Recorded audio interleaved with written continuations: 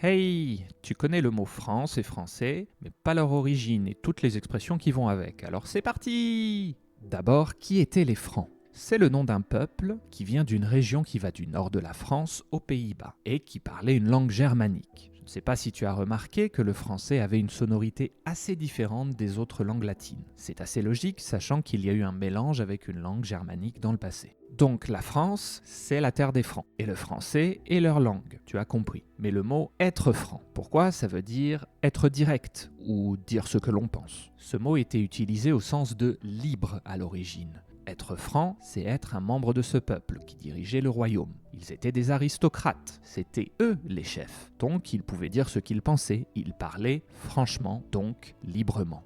L'adjectif est être franc, comme dans la phrase « Xavier, si tu es trop franc, tu vas avoir des problèmes ». Le nom « la franchise », c'est la même idée. Les Francs étaient des nobles, donc la franchise était une noblesse, une qualité morale d'une personne qui dit la vérité.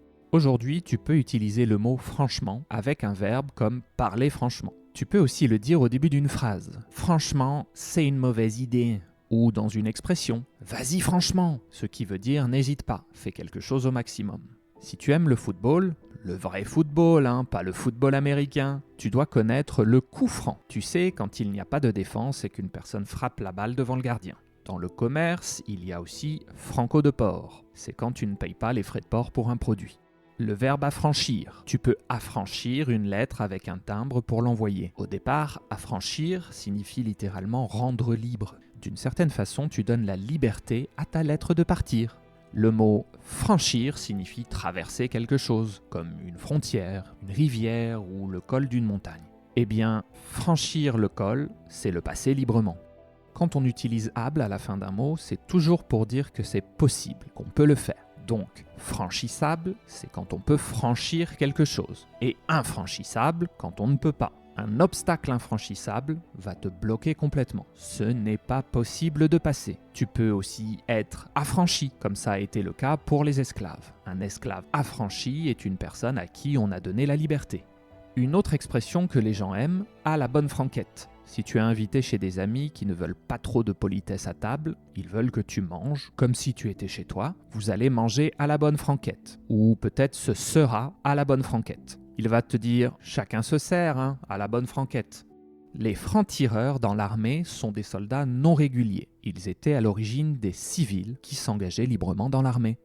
Pour les vieux comme moi, on compte parfois encore en francs. L'ancienne monnaie de la France, car l'euro est arrivé en 2002. Et à cause de l'inflation, on recompte parfois en francs pour réaliser à quel point le prix des choses a augmenté. Parfois, tu peux aussi entendre francilien pour un habitant de la région parisienne qui s'appelle Île-de-France. C'est assez important parce que ça représente une personne sur 6 dans le pays. Dernier point intéressant, les Francs parlaient une langue germanique. Et dans cette famille de langues, on dit souvent l'adjectif avant le nom, contrairement au latin. Par exemple, tu vas dire un politicien franc. Ça, c'est la méthode latine. Franc et après le nom politicien. Bien sûr, cet exemple est très bizarre parce qu'un politicien franc, ça n'existe pas. On peut prendre un autre exemple. Tu dis une personne intéressante. Ici, c'est la même chose. Mais certains adjectifs sont ou peuvent être avant.